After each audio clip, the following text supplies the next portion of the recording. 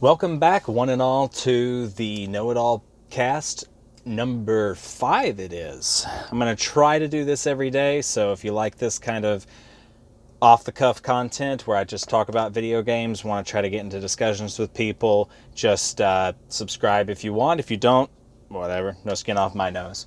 So today I want to talk about, you saw the title, compilations of games I think Sony should bring about. And this is going to go from titles that they own to ones that they don't. It's sort of going to run the gamut. So buckle in. I've got quite a few, and I've got notes. Not that you care if I have notes, but I have notes. I've already mentioned Dark Cloud. I would love to see Dark Cloud 1 and 2 on some compilation. I know that you can get them on PS4, I believe. But I would love to see some sort of physical version. I feel like $15 a piece for a digital game like that, maybe a little much for some people to pay. I know I'm not paying it, but $30 for a physical release, I'd definitely buy that. Now, unfortunately, my Twisted Metal prediction did not come through, and other people's predictions of Ape Escape being the remake did not come true, during the state of play. So, just to reiterate, I would love to see a Twisted Metal compilation with Twisted Metal 1, 2, 3, 4 and Small Brawl. I don't think they need to have anything other than an up-res. It wouldn't be worth redoing a lot of the game. Just an up-res would be fine. Same thing with Ape Escape. Ape Escape 1, 2, 3, and there's like 15 spin-offs in Japan or something ridiculous. That would be awesome to have as well. Not all 15 of them. I think that'd be too many. But again, just a small up-res I think would do the trick there. I've also mentioned Loco Roco and Patapon in a different video. I know that Loco Roco 1, maybe 2, got released on the PS4 in some region. But I think a Loco Roco Patapon pack with Loco Roco 1 and 2 and Patapon 1, 2, and 3 would be a really neat package for them to sell. I think it would sell decently well. I don't think they'd have to really do a whole lot other than up-res the textures to go from PSP to here. And they've already done that with Loco to here being PS4. And they've already done that with Loco Roco, so not a whole lot to do there. I would love to see a Wild Arms compilation with Wild Arms 1, 2, 3, 4, and 5. It doesn't matter if they're good or not. I'd also like to see an option to go from Wild Arms 1 to Alter Code F. If you don't know, Alter Code F was a remake that they did on the PS2 of Wild Arms 1. I think it'd be a really neat RPG series for them to bring back a compilation of, not because they're going to make another game, but just for people to get more life out of their PS4, because we're coming up to the end of the PS4. There's not a whole lot of games. We've got Death Stranding, we've got Ghost of Tsushima, and we've got Last of Us 2. There's not a whole lot left, but this would be a way for Sony to eke out just a little more out of us PS4 players. I mean, I would definitely buy that. That would be a $60 release. Again, not a whole lot needed to do there other than a slight amount of up-resing. So minimal amount of work for maximum amount of profit. I would now, as keeping with the RPG theme, I wanted to say PSP, keeping with the RPG theme, I think Xenosaga would be really awesome for them to have Xenosaga 1 from the PS1, 2, and 3, because those games have shot up insanely in price, at least Xenosaga 2 and 3. I would absolutely love for them to have a nice little compilation disc, probably $40, with all of them on there for us to experience them, because I've heard that there's some of the best RPGs that a lot of people haven't experienced, and now, short of emulation, it's really hard to get a hold of them. I think Xenosaga 3 is running like $80, $90 just for that game. Don't quote me on that, and don't go out and sell it super fast. I still own Tales of Symphonia for the GameCube. It was $70 at one point. It's now $20. You never know what's going to happen. If you enjoy the game, keep it. Shadow Hearts. I really want to see the Shadow Hearts trilogy. I would love to see a return from Shadow Hearts. A remake of these would be awesome, but we're not going to get that. Again, another small up-res, $40. Put all three on a compilation disc. I'd buy that in a heartbeat, because that's a definitely just that gothic RPG series that I really wanted to get my hands on, but it's so hard to find. It's so hard to find. The games are like 30, $40 a piece. Now, granted, you could say, oh, well, that's not a whole lot. Yeah, that's not a whole lot, but then I have to uh, I have to get another PS2 at this point because I sold my other one. I have to get a PS2, get the memory card, hook it up to my TV. If my TV doesn't accept composite, I have to get an HDMI cable. It's a whole thing. I'd rather just be able to pop a disc in the PS4, sort of like they did with Dot Hack. Maybe Sony didn't do that, but the Dot Hack series had 3 games on the PS2. They put them all on the PS4, added the content in that was from Japan, and boom. Sold it for $40. I think it did decently well. Shadow Hearts would be really, really good in that section. Again, continuing with the RPG theme, I think a Persona Shin Megami Tensei combo pack would be awesome on 2 discs. I think they could sell it for $60. I think you could have all the Shin Megami Tensei games that were PS2 backwards and all the Persona games that were PS2 backwards.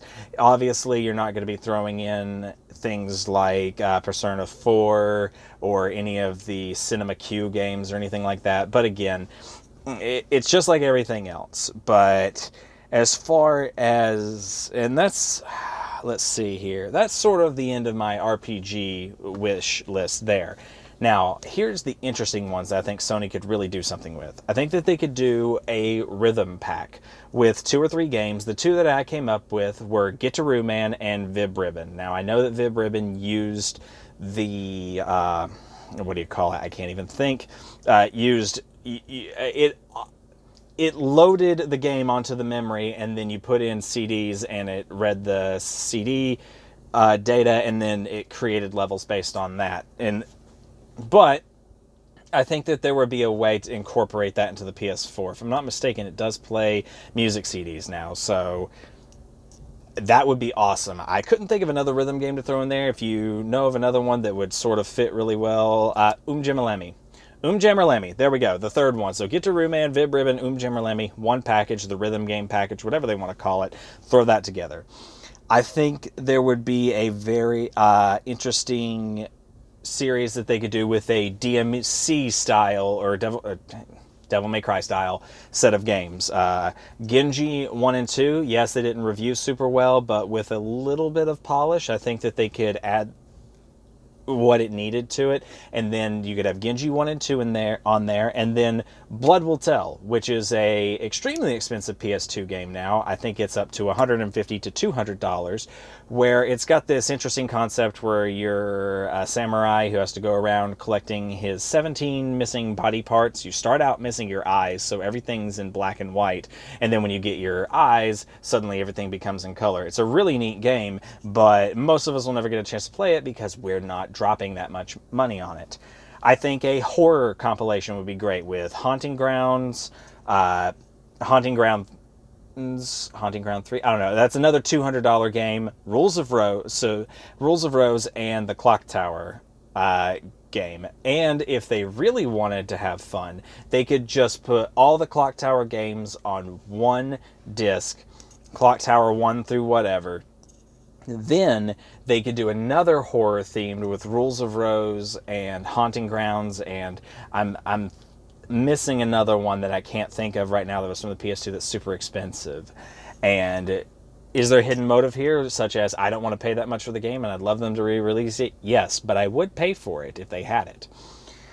I think a Weird Games multi-pack would be awesome. Games like Mr. Mosquito, Stretch Panic, and I had God Hand over here, but I just realized it's more of a DMC style game. So move God Hand to the DMC style. Maybe take out Genji 2, which was for the PS3, which would be a lot harder to put over there. So Genji 1, Blood Will Tell, or Genji Dawn of the Samurai, Blood Will Tell, and God Hand together. And then Weird Games, we could have games like Mr. Mosquito, Stretch Panic, and maybe Okage Shadow King. I know it's already on the PS4, but hey, double dip, get people to buy it.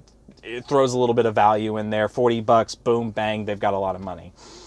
Sony is creating a new, well, it's not Sony proper, but there is a new Gungrave game. And for those that don't know, Gungrave was an anime in the early 2000s. early 2000s. I don't know. An older anime. There were two games on PS2. You had Gungrave and Gungrave Overdose. Both of those are just like fun run and gun shooter, third-person shooter games. Gungrave is going up in price. Gungrave Overdose has sort of stayed the same. They did do a VR game which got middling reviews, Loaded Coffin, and now they're doing another game called Gungrave Gore, with Gore being an acronym. What for? I'm not sure. I'm a poet and I didn't even know it. But that would be an awesome compilation to have, would be Gungrave 1 and 2 on just a $30 disc. I would buy that in a heartbeat, and that would especially build hype going up into Gungrave Gore. I think that we should also get a Klonoa compilation. You've got Klonoa Door to Phantomile, Klonoa 2, and then I know there was one on the Wii, but if I'm not mistaken, that was a remake of the first one, and it might be hard to get that. So Klonoa 1 and 2, another $30 disc. It would be absolutely amazing to have, because I haven't had a chance to experience the Klonoa games. And that would be, I don't think, but the problem there is that that's owned by Bandai Namco. Klonoa is owned by Bandai Namco, but they do have a decent working relationship with Sony, so maybe something could be finagled there. If Sony can't do it, Bandai Namco, get on that. And the final one I have here would be a Fatal Frame compilation. Now, I would be happy with Fatal Frame 1, 2, 3. I know 1's not the best, but you kind of want to have the series on there. But if they could really pull it off, if Sony could really pull it off, it would be amazing to get Fatal Frame 1, 2, 3, 4, and Maiden of the Blackwater, or 5. Now, Maiden of the Blackwater was a Wii exclusive in Japan only, so that's never going to happen. But a Fatal Frame 1, 2, 3, 4 would be absolutely amazing if they could do something with it. But again, I don't even know if Fatal Frame's not owned by Sony. It just happened to be on Sony platforms back in the day. But it also was on Xbox platforms, because I know at least Crimson Butterfly was there and the original Fatal Frame. I just don't think Fatal Frame 3 was. So be that as it may, it would be awesome if they could. But if they can't, you know, I've been saying Sony a lot, because a lot of these are Sony-owned properties, but if they're not Sony-owned properties and any of those companies happen by some absolute miracle to be listening, please re-release these games. If you can do it physical, great. If you can't, that's fine too. But I'm looking through all of this, and there is a ton of money to be made here, because people are looking to the past for game experiences simply because they can be cheaper at times to get more bang for their buck, and people are becoming more price conscious. I had to drop my pre-order on Borderlands 3 because I did not have the money to get it. I was going to get the $100 edition with the Steelbook, but I don't have the money for it. I had to make a choice between Monster Hunter Iceborne and that, and I've sunk 270 hours into Monster Hunter World at this point. So, yeah, I was going to go with that. And Borderlands, I haven't played since Borderlands 2, 8 years ago? So, as we become more price conscious, we want these experiences, and we want to go back to the past and play these games, but a lot of the times, it is hard to get our hands on all the equipment needed that's working, along with being able to hook it up to modern television. Some televisions don't come with composite inputs. Mine does, but not everybody's does.